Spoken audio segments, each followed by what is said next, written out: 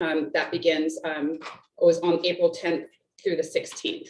So I'll go ahead and ask the council to join me down below, and we'll go ahead and read those proclamations.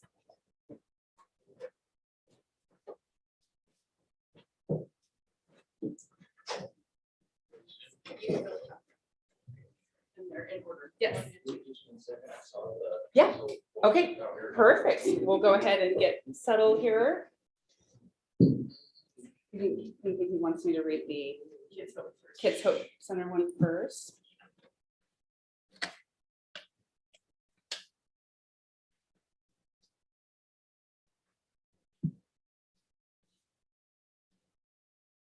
We'll wait just one moment. I think they might have it. I guess.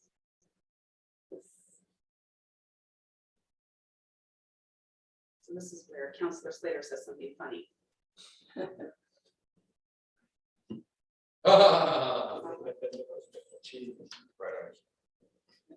Must be my brother.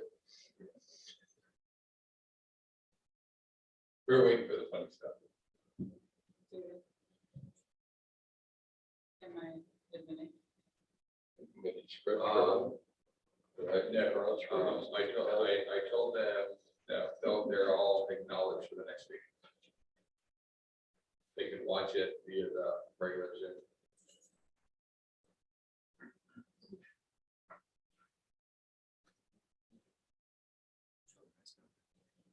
Yeah. Very lovely. Very lovely. I'm not forgetting reports. Like what you guys have done. And there it is. Okay, great, great. While we wait, I can talk a little bit about the fact that it's Child Abuse Prevention Month. And one of the things that the Kids Hope Center does during the month of April is they plant pinwheels. So if you are out and about town and, excuse me, and you see pinwheels, those are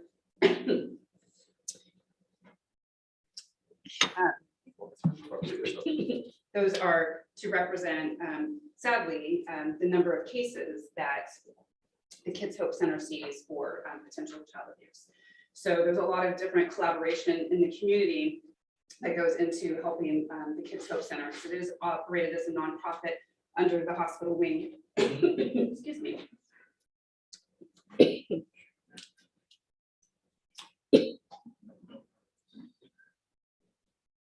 So some of the things that are done throughout the year is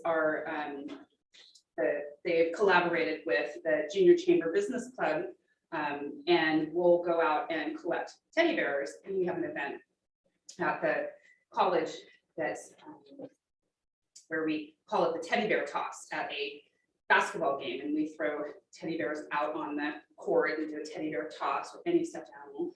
And so that's just one of the events throughout the community that supports Kids Hope Center. So I do see that we have some representatives from the Kids Hope Center. So we're going to be reading a proclamation if you'd like to come up here and join us. And then maybe we could also ask either our city administrator or the city recorder to get a photo or just record it in. So, okay. And we can kind of scooch in here a little bit so that we can have everybody see, or have maybe a couple on each side. The first one, the front row, and Yeah, please. yes. All right, okay.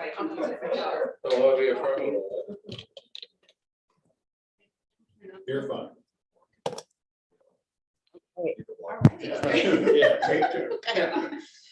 So welcome to our council chambers, and we have a proclamation to read, and we are distributing this live on Facebook, YouTube, and also the closed circuit TV. So we're going to go ahead and redirect it to them.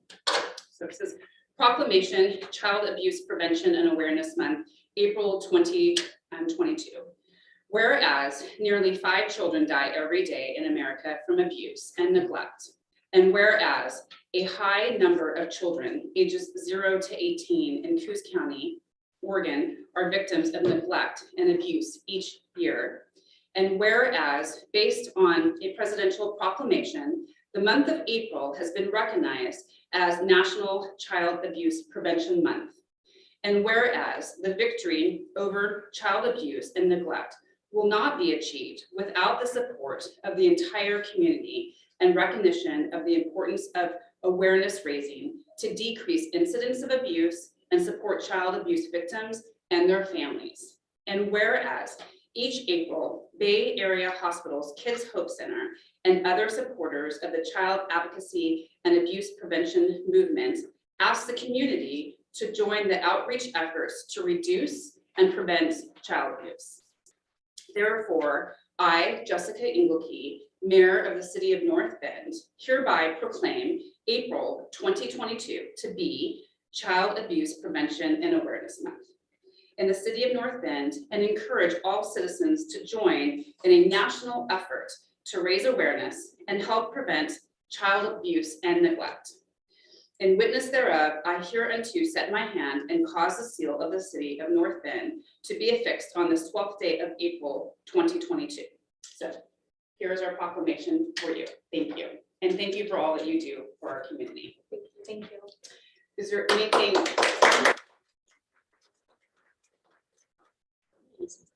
We know that you have a very difficult job, and we just wanted to, again, say we thank you and we appreciate all the efforts that you do for our county. And is there anything specific that you would like to say? Sure. So we just want to thank you guys for recognizing April as Child Abuse Awareness Month. Just for some like statistics and numbers, we've already served 100 kids this year. And last year we served 252. So we are well on our way to serving over 200 children this year. And our numbers are going to probably continue increasing as COVID is settling. So thank you, and we appreciate you guys, and thank you for supporting our center. Absolutely. And if you want to learn more about the Kids Hope Center, you have several different sites. You have a webpage, and also I believe you're on social media as well. Right? We are, yes, we are on Facebook and Instagram. Okay.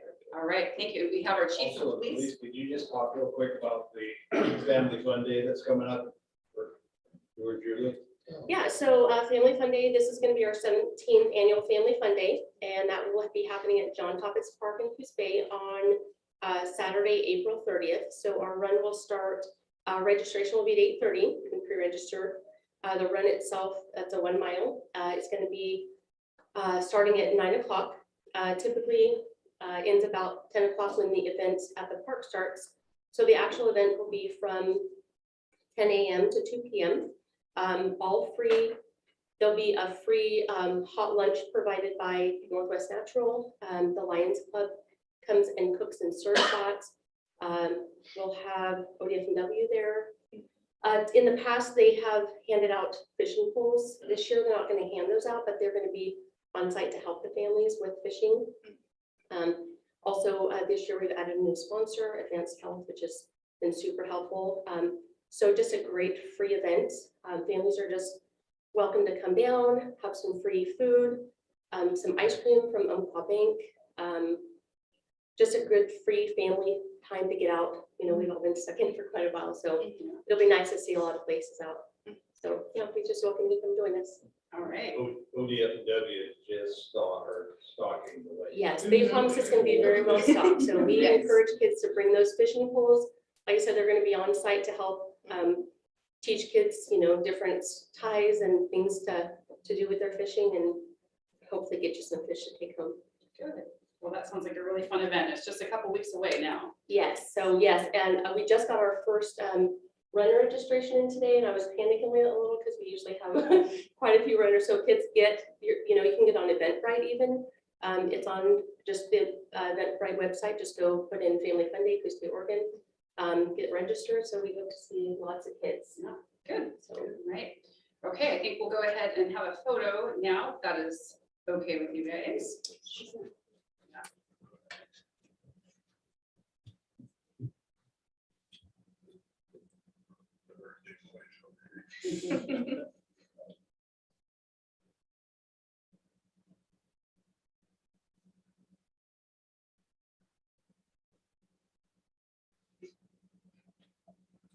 All right, thank you. Thank you. We appreciate everything that you guys do. We know it's a very tough job, so.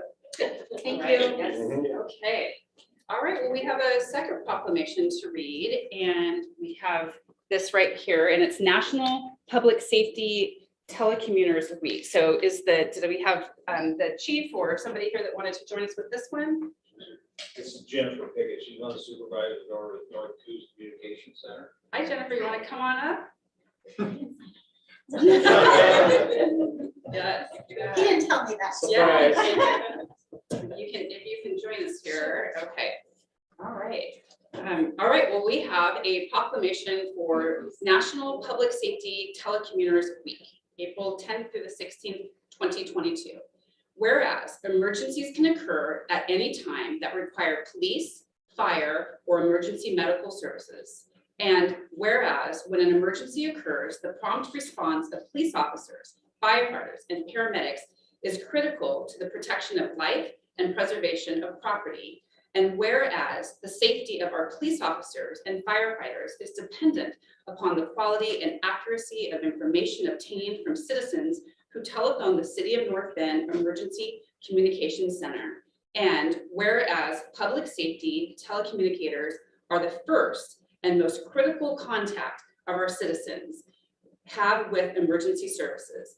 And whereas public safety telecommunicators are the single vital link for our police officers and firefighters by monitoring their activities by radio, providing them information, and ensuring their safety. And whereas public safety telecommunicators of the North Coos Dispatch Center have contributed substantially to the apprehension of criminals, suppression of fires, and treatment of patients. And whereas each dispatcher has exhibited compassion, understanding, and professionalism during the performance of their job in the past year. Therefore, be it resolved that I, Mayor Jessica Ingleton, declare the week of April 10th through April 16th, 2022, to be National Public Safety Telecommunicators Week in the City of North Bend, in honor of those whose diligence and professionalism keep our citizens safe. And this is signed this day of April 12th, 2022. Congratulations. Thank you.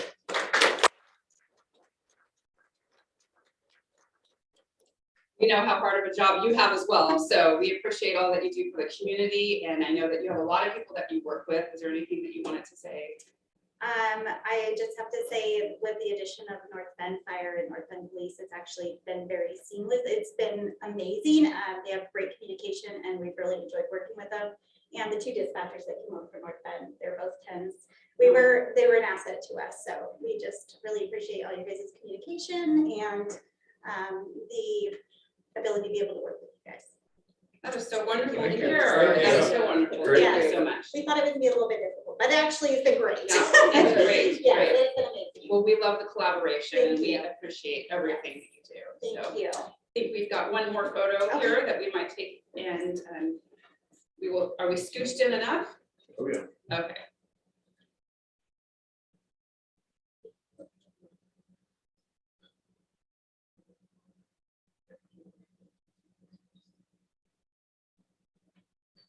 Okay, wonderful. Thank you. Well, thank you and keep up the good work. Thank you. I'll go back to my Yes, go I'm back on to work, duty. yes.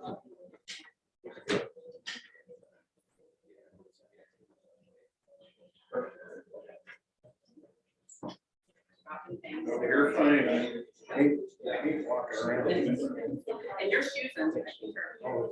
Yeah.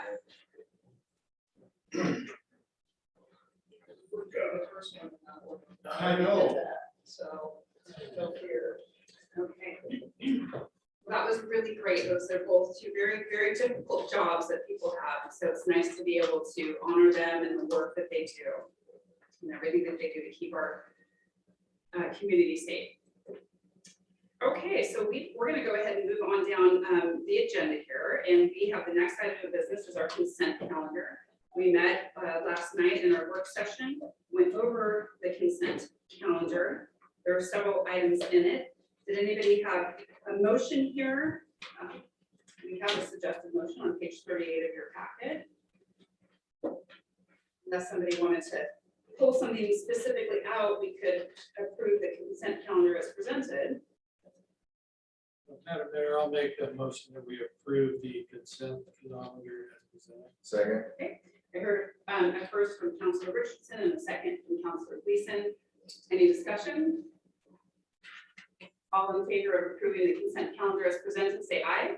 Aye. Any opposed? Motion carries. Okay. Next item on the agenda is number 4. We have public comment. I think we have maybe 2 people to speak. And then was there anybody also online? There is not this evening. Okay. I do have something that I'd like to read before we begin public comment. And I just want to take the moment to encourage all the citizens to participate in public comment. There's information that is on our website on how to sign up for that if you want to do it in person or virtually. Public comment period. We thank everybody for participating in it, and we want to just let everybody know that public comment period is an essential part of local government meetings. Each person has 3 minutes to speak. So it does not matter how many people are in the room or on Zoom, it's 3 minutes to ensure that we have equity with everybody. Our governing body takes the input into consideration. However, in order to comply with open meeting laws, this isn't a time for dialogue, but rather a time for us just to listen to you. Our city administrator and recorder are taking notes of action if needed. And when each person begins to speak, we'll start a timer that will go off when we have the 3 minutes. And then that will be the time to conclude.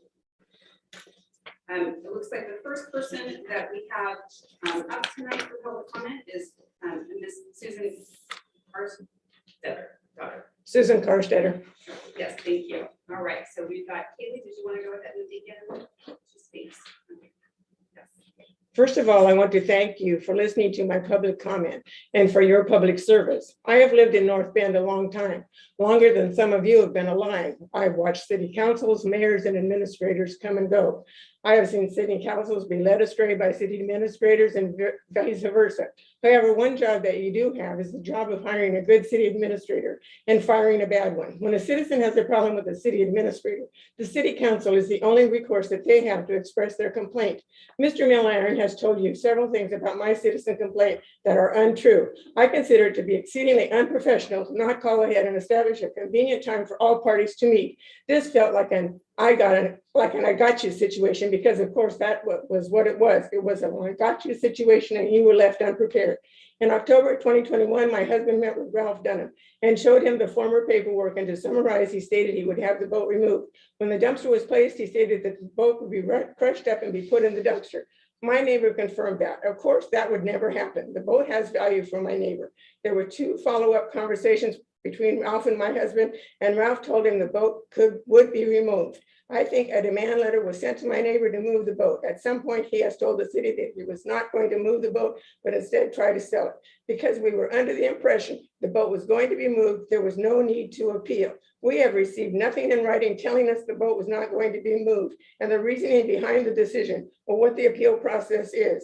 I was glad that the fire chief was with Mr. Milliron, because I am sure he can verify that our neighbor was not doing everything by the book when he was burning. According to the requirements on the burn permit, a 15-foot clearance is required around the barrel, and you should not burn when the wind is blowing. After talking to my neighbor last night, he stated the dumpster was brought in to specifically allow him to clear the blackberries and debris around the burn barrel. Everything is not cleaned up on this property. I did not complain in writing about these items, nor about someone living in the burned out apartment building where Mr. Milliron says no one is living. I asked my neighbor last night what had happened to the woman with the 5 dogs, and he said, oh, she is living in my garage. I said, John, you can't do that. He has no bathroom and has no place to cook. He said, oh no, she has a hot plate. I do not want to see this woman evicted because of our terrible homeless problem, but I do not want to see her killed in a fire either. There is hope. She has another place lined up to move into. Mr. Milliron has said that the sanitation services never use the alley. Wrong. Until they started using their own one-man truck, they always drove down the alley and picked up my garbage from the backyard. He also stated that I should go to the county courthouse and obtain a copy of my platted survey, which would show the dimensions on our lot to include 1/2 the alley. Wrong. I have a copy of the recorded platted survey, and it does not show that. Our lot is pegged with survey markers. They do not extend 1/2 into the alley. The neighbor and I are not enemies. We have worked together to try to solve several differences. We all try to make ourselves look good in others' eyes. I am no exception, but please try to make sure that your facts are correct. And then those will also be submitted to our just read into the record. Wonderful, thank you. The next is Dale Carstetter. Did you have an additional comments?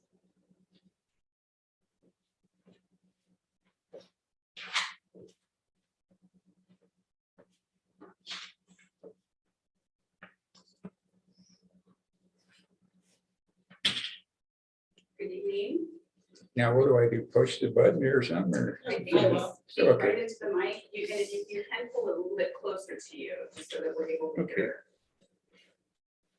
It's a little bit.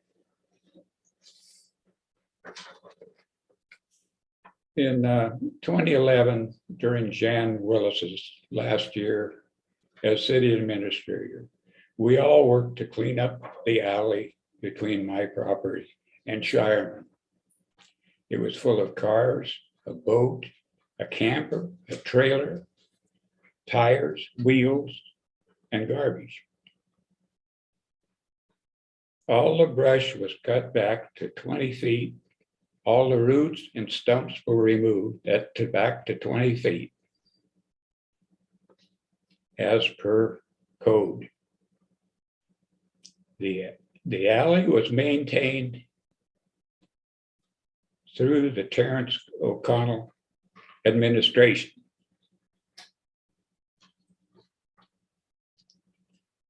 Now we have a problem to resolve. A boat, an overgrown alley.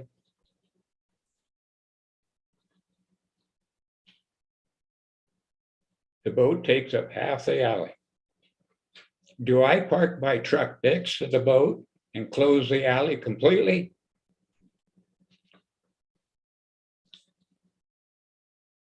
Or do I neighbor and I take turns parking our junk in the alley?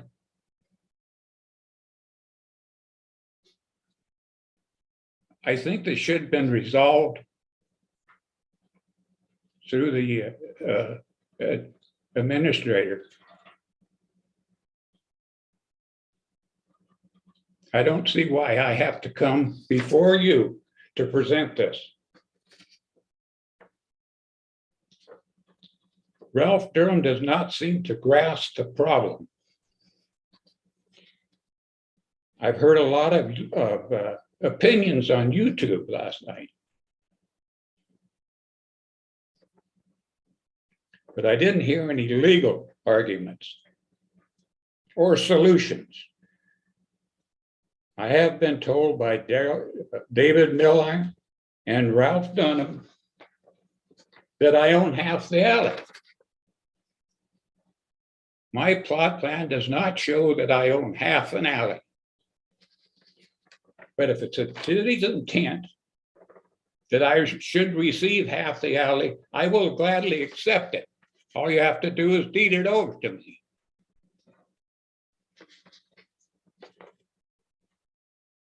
I would like some answers to my questions. The first one is, what are we going to do with the boat in the alley and the brush? And the next one,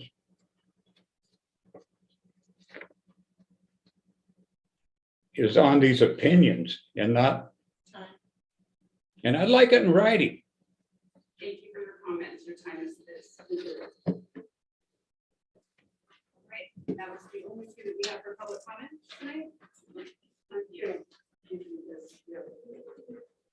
And as we move down the agenda, we are postponing the public hearing tonight, or we're striking that from the agenda. So that takes us to number 6.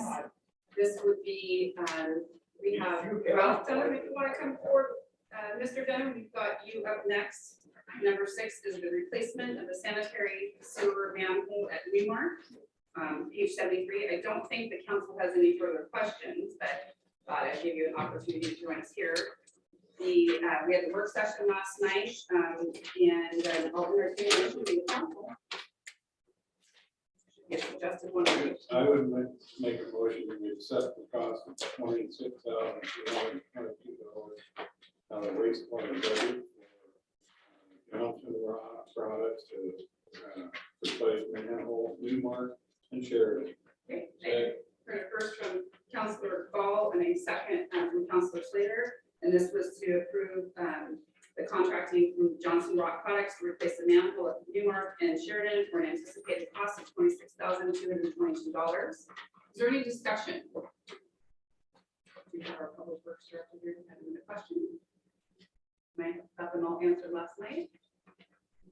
If there's no further questions, all in favor of approving The contract for Johnson Rock Products to replace the manhole at Newmark Sheridan for an anticipated cost of $26,222. Please say aye. Aye. Any opposed? Motion carries. All right, that's number 6. The next one is number 7. It's the installation of fencing at pump station 9. There's a suggested motion on page 76 of your packet. We went over this in detail as well last night at the work session.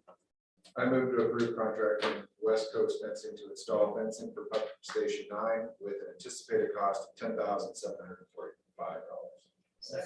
Heard from first from Councilor Gleason, a second from Councilor Nordoff. Is there any discussion? All in favor of approving the contract for West Coast Fencing to install fencing for pump station number 9 with the anticipated cost of $10,745, please say aye. Aye. Any opposed? Motion carries. Number 8 then is the annual pipe replacement purchase. So this is again something we discussed in the work session, comes up every year. Page 80 is the suggested motion.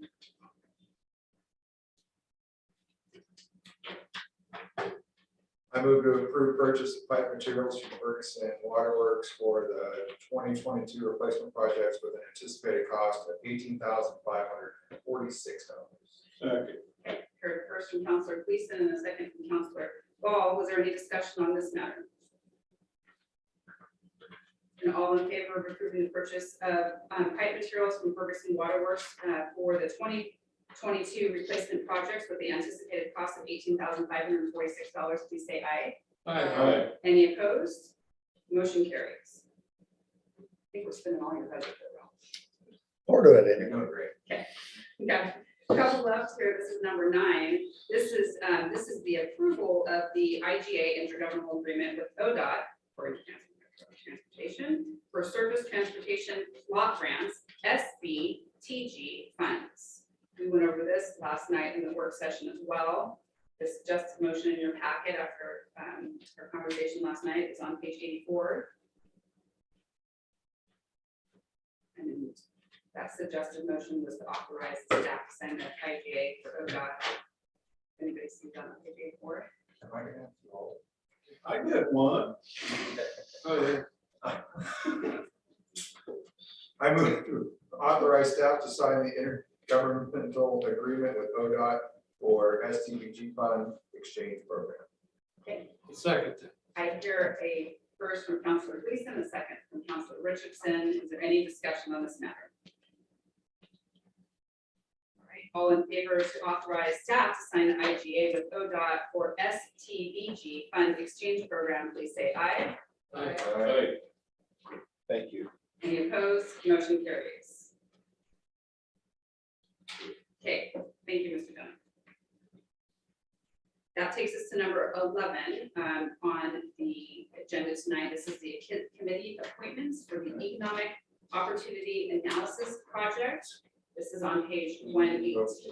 Did they miss one? Did they miss 10?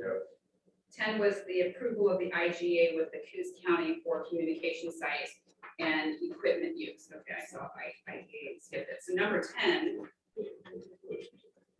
There we go. You wouldn't want to leave the fire department. No. Sorry. Just Take my time to coat off. shine. Hello, sir. How are you? Good, how are you guys? Good. We had a discussion on this last night in the work session. It's the approval of the IGA with the Coos County for communication site and equipment use. We do have a suggested motion on page 105 of the packet here. And that was the, if you see that, I know Councilor Gleason sees what that suggested motion is. I'll move that we authorize staff to enter into an intergovernmental agreement with Coos County for the emergency radio communication sites and equipment used at McPherson and wastewater plant. So I heard a first from Councilor Gall and a second from Councilor Slater. We have our fire department here. Was there any discussion or questions? Then all in favor to authorize staff to enter into the intergovernmental agreement with Coos County for the emergency radio communication sites and equipment use at the McPherson and wastewater treatment. Please say aye. Aye. Any opposed? Motion carries. Thanks. Thank you. Thank you. Good job, for tonight. Now that takes us, now we're at 11, which is the committee appointments for the Economic Opportunity Analysis Project. So that takes us to 118 in the packet.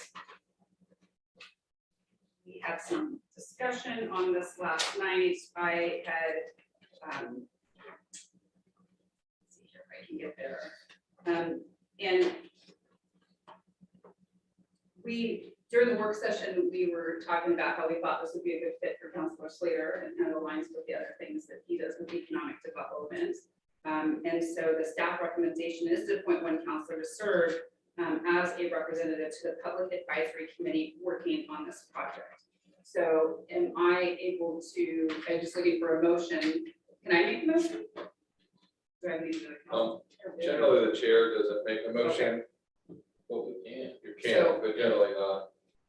Is there, is there a motion to appoint one of the counselors as the representative to the Public Advisory Committee? I'll make the motion that we appoint Counselor Slated to the Economic Opportunities Analysis Project. Second. I hear a first from Counselor Richardson and a second from Counselor Gleason. They're doing their birthday cake here. Is there any discussion on this? Okay. All in favor then to appoint Counselor Slater as a representative to the Public Advisory Committee work, please say aye. Aye. Any opposed? Motion carries. Okay, that takes us to the North Bend Public Library Board appointments, and we have our library director online here, and she gave us some information last night on page 119. Yes, good evening, Haley.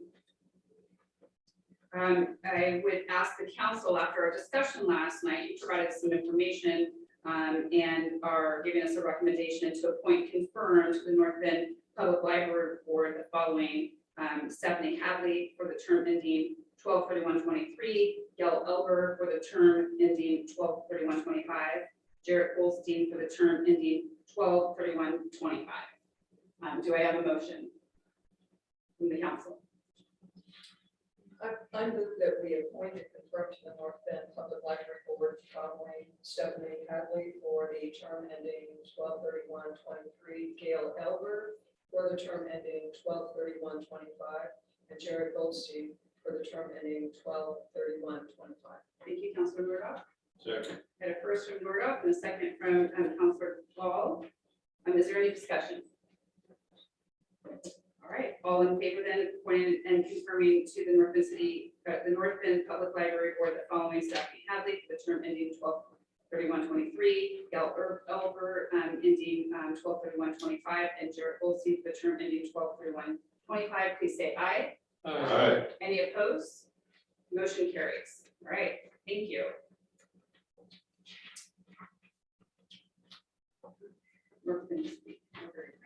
Okay, number 13 would have been any action, if any, resulting in executive sessions. And I don't believe that we have any action to take for our executive session, so that is, we'll pass on that. Number 14 is our city administrator's report. Did I hear the police chief is giving that tonight? How is it?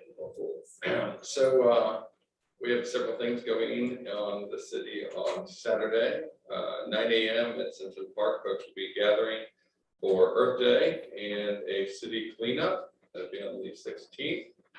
We also have our Easter egg hunt that will start at 9 a.m. at Ferry Road Park. Also on Saturday the 16th. There's over 2,000 eggs and over 35 golden eggs. And the community and the business community has really gone overboard to help. There's not a single gift basket of less than $50 value to be had with those golden eggs. So it's going to be a great event. And Chloe in the Parks Department with her volunteers has really shepherded that event. So this will be our first annual. Also, I want to remind the council and the public that community grant applications are available and they're due by April 15th. So we have sent out notifications. We've posted it on social media and our website, but it's always good to let folks know. The fire department set a all-time record on money raised for its 55th annual pancake feed, and they had 513 people attend. Just a great all-around event. Paul Thompson has been promoted to Park Superintendent of the Parks Department, and the mayor participated with the library on Library Appreciation Week last week and did some nice little swag, and they posted a nice little video. And so we want to make sure that this week we're recognizing telecommunicators, but last week was our dedicated library employees. And then Public Works has worked on the pool recirculation system contracts that have been signed. And they've also received quotes on the shower rehab and column buttress and the new door. And so those are being evaluated and moving forward. And the report will be posted tomorrow on our website, because I was in Q's leadership all day and finally got out of jail. All right. Well, thank you for that, and we look forward to being able to have the citizens see all the information and all the details that each department is doing. So those are great that you continue to share those. So we have any committee reports? No committee reports, then we'll go ahead and move on to council comments. So let's start with the birthday boy side of the team. We have two counselors that have birthdays on the same day tomorrow. So I've been giving them a hard time all week. So we'll start with Counselor Richardson, birthday boy number 1. Which one's older? No. The same age. I'm the same age as his dad. Well, what a range of diversity. Yes, we did. Really just want to, thank everyone for coming to the fire department pancake feed. It was a really nice turnout. We had several family members went, and true to form, I won nothing. But I donated, and that's what's really important anyway. So it was a great time. I saw lots of people, saw people I haven't seen in several years. That was kind of nice. Chatted it up with Mark Rector. He always shows up, drives all the way from Powers, so that's a win. And the pancakes were great. The coffee was out of sight, because the chief made that himself. Anyway, it was a really fun time, and my family enjoyed it a lot. But we do it every year going forward. So Yeah. That's really all I have. All right. Counselor Gleason, birthday boy number 2. Happy birthday, Mom. Yeah, you too. Thanks. You are much older. He is the same age as my father. It's true. I just have not aged well. I'm just excited with everything that's going on. The city's doing some cool stuff. The Easter egg hunt's going to be neat. It's neat that we're doing that. There's a city function. The park is going to be bustling with young children hoping to stay dry. I hope the weather cooperates. I hope it's better than it has been in the last few days. I look forward to that. I'm excited to see how that goes. And it's super cool that the Parks Department got behind that and into it, and that the city got behind it. The people were sponsoring those things. It's awesome. I love to see the city come out and help move the projects that we have forward. That's really what it's all about. Other than that, I don't really have it. Okay. All right. We'll go ahead and move down to this end with Counselor Slater. Well, a couple of things I noticed, actually I read Bill Lansing's letter first and then saw the obits, but Jerry Phillips passed on this past week. It was a real dynamic force in management of our timberlands, and especially state forestry. Spent his career in that. Bill knew him 50 years, I knew him 45 years. We worked together to trade and firm up boundaries between the Elliott and the Weyerhaeuser ownerships.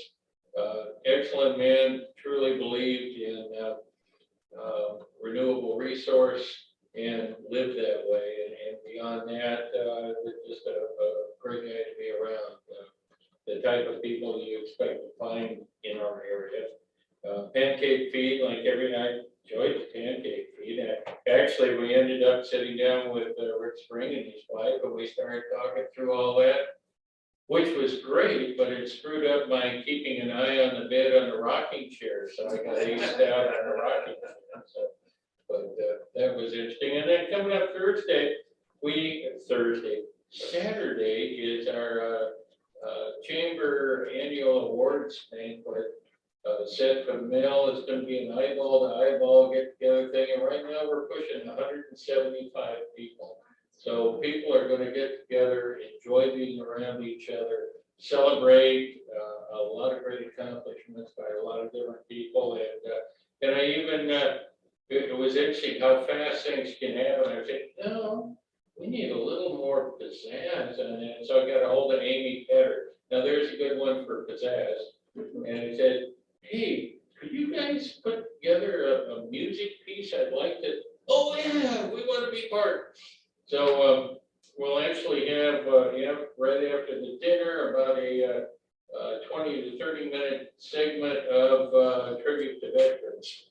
So we'll be doing music in that set, and then we'll go on honor Citizen of the Year, Business of the Year, community organization, and so forth. So it's going to be a great evening. I think the beauty of it is we're going to see people, you're going to talk to people, and you're going to be once again out together. Great, thank you. Councilor Nora? Oh, it's great to hear of everything happening and to be able to get together at a pancake feed, just like there was no virus. So I think everybody's excited about being able to go out in public and be together. And there's so many nice things happening this weekend, and I haven't done my taxes yet, and I'm just gonna have to put my blinders on, unfortunately, but I think it sounds really wonderful what's happening over in Fairfield Park. Councilor Wall? Well, we have received our taxes from the accountant, and I'm gonna cry when I have to write the checks, but, I'll comment on the pancake feed and, you know, for 19 years, I cooked ham at that pancake feed and that there was some really good times back then. And I'm sure the guys that worked at Sunday had just almost as much fun as we did, but yeah. And then I hate to make this sound like an obituary, but we lost Bill Sweet this week, and that he was a legend, I'd say, in the transportation business of the Coos County area. So I always enjoyed talking old times with him. And then Dick Morana, we lost Dick Morana 3 weeks ago or so, and he was a legend in the street department of North Anna. I remember as a kid, not very old, watching him dig out the basement of the new fire hall. You know, that's and those are the kind of, and then he was putting curb and gutter in across the street from your house when I was a very small kid. He was, and later on, as everybody's career went on, I even helped him pour some of the sidewalks out going to the old airport boat ramp road, which the sidewalks are probably still there today. But anyway, he was a very loyal, very long-term North Bend employee. You know, everybody's got to go, but it's not always fun. So Yeah, a nice mustache. Yeah. Really nice mustache. yeah, so that's all I got. All right, thank you. Great pancake feed. I'm gonna challenge you, though, Chief. I don't think that was your coffee, because I've had your coffee, and that's. You didn't make the coffee. You did, you've improved. Yes, thank you. Oh, that's. Picked it up. Now let's do that to cure. What are you putting in that cup? I have to say too, we've been through so much like the last 2 years, so it is nice to see like everybody able to, we get to see each other without our masks on, we get to go to community events. We had football season and then basketball season, and we have so many great athletes here in North Bend, and now it's track season, so this is the time where I get to see my kids out there and get hit by hail balls. So it's springtime on the Oregon coast if you're on the North Bend track and you're getting hypothermia and the kids' clothes are turning blue. But it's really fun to see all the kids out there. And speaking of that, I joined Counselor Slater over at Rotary today and have been learning more and more about all the things that Rotary does in our community. And they're hosting an invitational track meet this weekend, right? And 10 teams, 10 different teams that come together for this, and 1,000 kids. Might be more than that, but 1,000 kids. 1,000 kids are going to be at this track meet. Yeah, so it's always neat to see people come to our community. I think there's definitely the connection with Steve Prefontaine being from Marshfield, and so just to see both North Bend and Coos Bay working together to put an event like that. So I really appreciate all that Rotary does for the community. I am going to take a moment here and read to you something else that's going on. So please bear with me, but this is really interesting. It was brought to my attention that April 1st is National 1 Cent Day, and commemorating the first penny produced by the US Mint on April 1st, 1973. So on April 1st, 2022, it has been proposed a challenge between North Bend and Coos Bay, and that the two cities that work together cooperatively, but also, I didn't write this, by the way, but they all say, but also enjoy a bit of friendly competition. Okay, so somebody has put a challenge upon us against Coos Bay. This is from the Coos Bay Cemetery, Pioneer Cemetery. And what it is they're collecting pennies to help with some of the restoration. So I'm going to continue reading here. It says, we are beginning a fundraising campaign for the Marshfield Pioneer Cemetery. And they're encouraging people to contribute their pennies or other small change for this project. With the funds raised, a professional survey team will determine the condition of the remaining headstones and grave markers. And then they're going to suggest necessary repairs and link the information to the cemetery's database. Both the forces of weather and vandals have taken their toll on these headstones over the years. So this will provide basic information for any repair or restoration that may be undertaken in the future.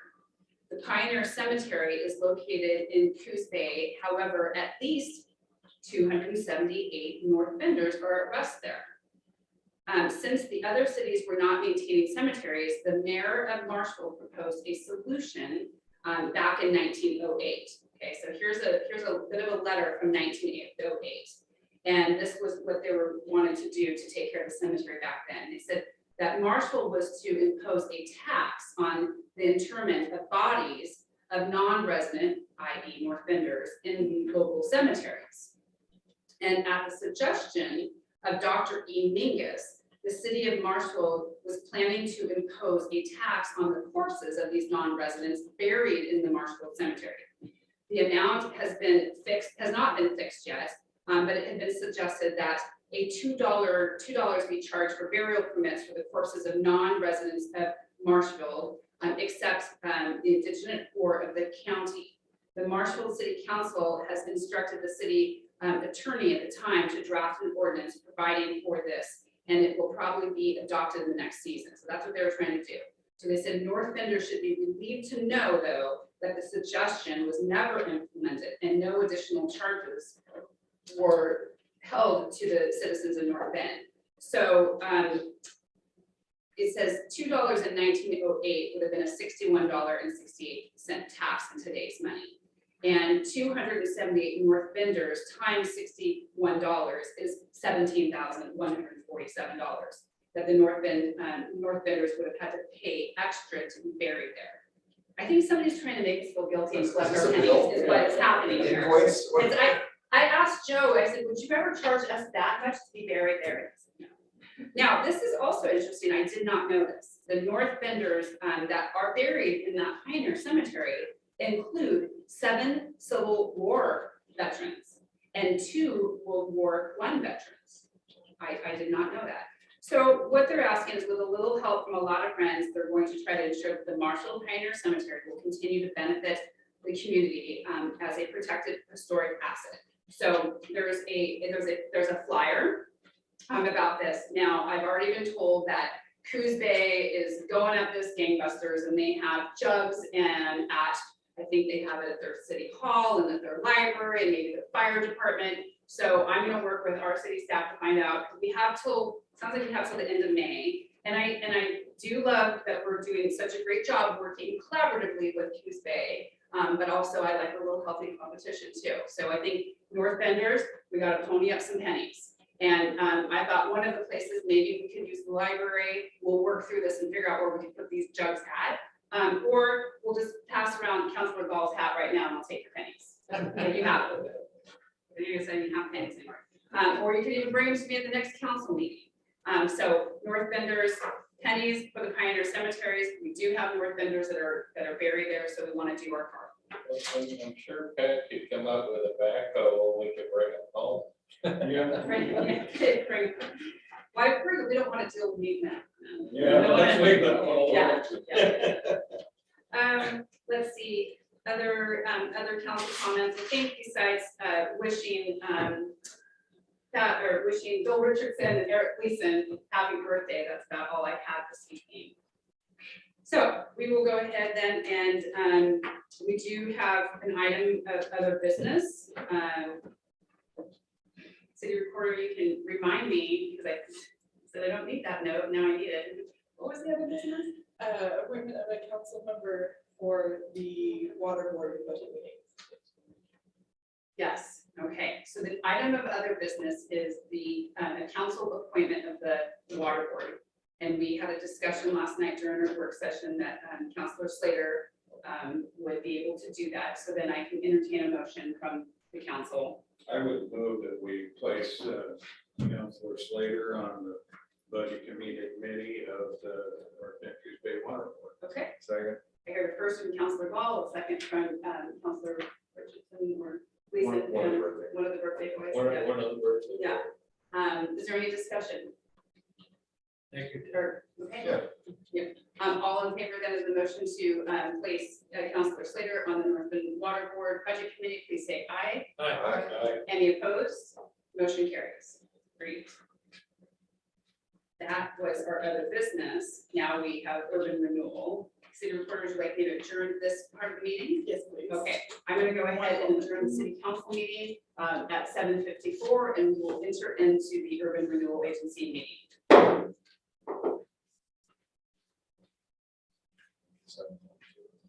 Yeah.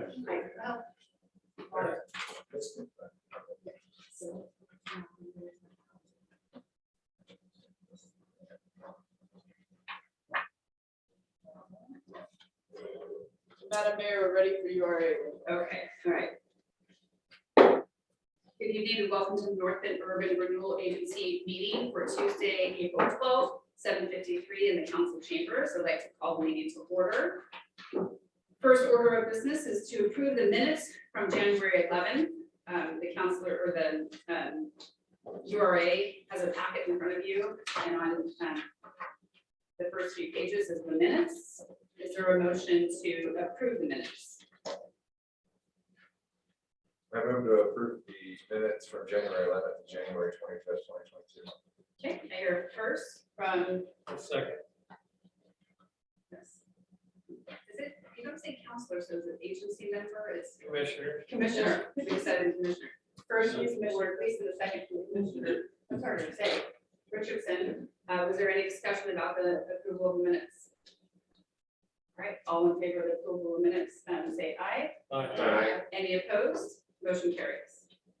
The next item of business is number 3. There's a facade improvement grant application for 2051 Sherman Avenue.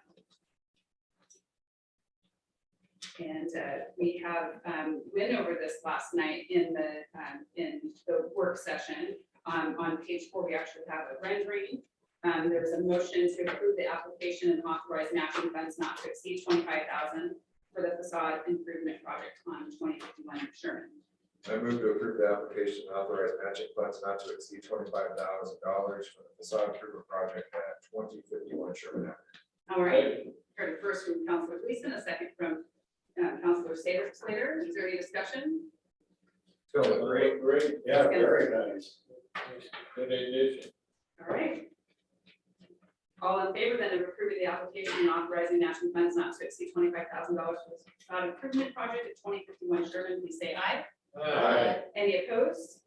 Motion carries. Okay, so that would make our 5th facade improvement so far in the last 12 months. Fourth. All right. Next item of business is our, no? Yeah, Okay, we same have an executive director. director report. Do you have one? Yes. Yes. Next Right. item, Boy, I'm trying to pinch you off. Mr. Executive Director. let's try to make it under 8 p.m. Yeah. Move on, all right. Speaking of facade grants, Gino's Pizza's moving forward on theirs. They have already stripped their facade to put their new facade on. So that project's moving forward. Wildflower Public House, they have went ahead, they've ordered the new garage doors. They've already gutted the side. They've already actually started on some very, very creative artwork community pieces that'll go in the public house over on Sherman. T-Shirt Express has finished up phase 1. They've submitted their paperwork for reimbursement. So I'm reviewing that and we'll move that to finance this week. And that concludes the executive director's report. Okay, was there any public comment tonight for URA? No public comment? All right, this meeting is adjourned.